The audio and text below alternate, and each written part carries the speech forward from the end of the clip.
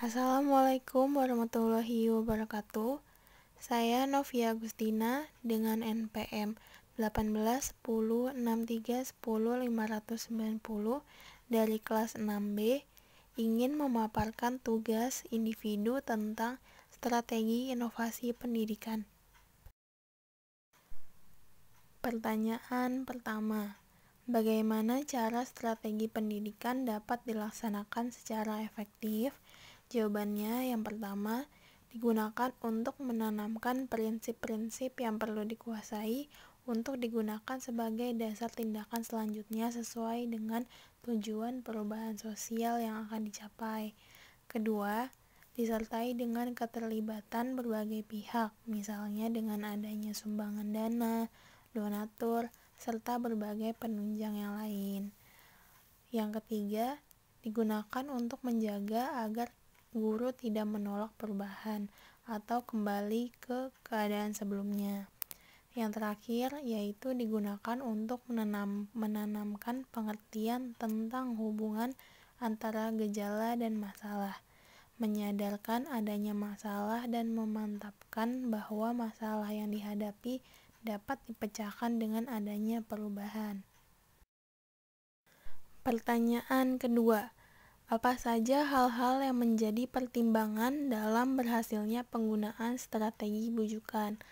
Jawabannya, yang pertama yaitu guru tidak berpartisipasi dalam proses perubahan sosial. Yang kedua, guru berada pada tahap evaluasi atau legitimasi dalam proses pengambilan keputusan untuk menerima atau menolak perubahan sosial. Yang ketiga, guru diajak untuk mengalokasikan sumber penunjang perubahan dari suatu kegiatan atau program ke kegiatan atau program yang lain. Yang keempat, permasalahan dianggap kurang penting atau jika cara pemecahan masalah kurang efektif. Yang kelima, pelaksanaan program perubahan tidak memiliki alat kontrol secara langsung terhadap guru. Yang keenam, sebenarnya perubahan sosial sangat bermanfaat, tetapi mengandung suatu resiko yang dapat menimbulkan perpecahan. Yang ketujuh, perubahan tidak dapat dicobakan, sukar dimengerti, dan tidak dapat diamati kemanfaatannya secara langsung. Yang terakhir, yaitu dimanfaatkan untuk melawan penolakan terhadap perubahan pada saat awal diperkenalkannya perubahan sosial yang diharapkan.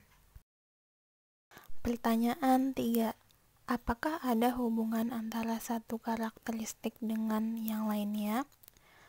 Jawabannya yaitu karakteristik inovasi antara satu dengan lainnya memiliki keterkaitan yang sangat erat, seperti karakteristik kompleksitas dan observability, yaitu jika inovasi sulit dipahami dan sulit diamati, maka akan lambat untuk diterima oleh masyarakat, dan sebaliknya, jika suatu inovasi mudah dipahami serta diamati, maka dari itu proses masyarakat untuk menerima inovasi tersebut semakin cepat.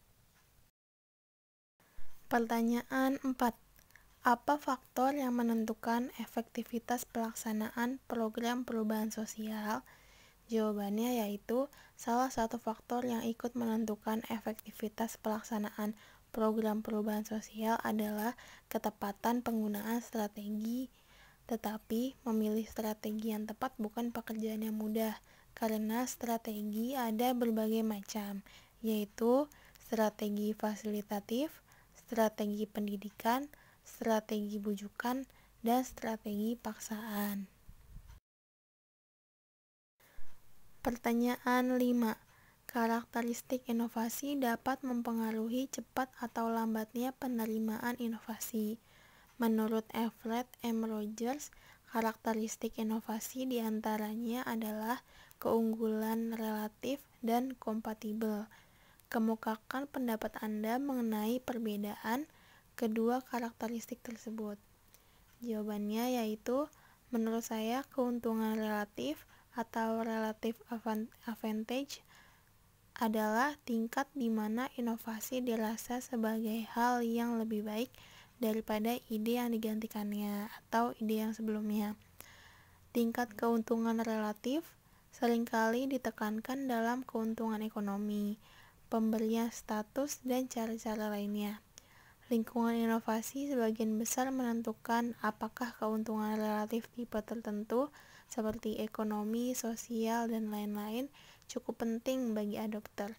Meskipun karakteristik sebagian besar adopter juga cukup penting dalam mempengaruhi dimensi keuntungan relatif. Sedangkan kebersesuaian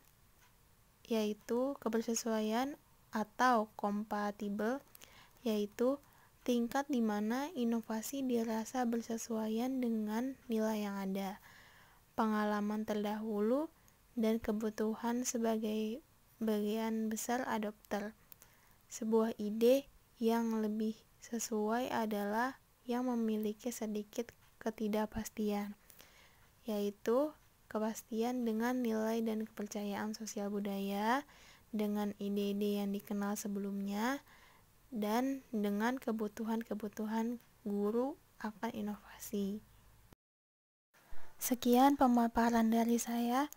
Jika ada kekurangan, mohon dimaafkan. Wassalamualaikum warahmatullahi wabarakatuh.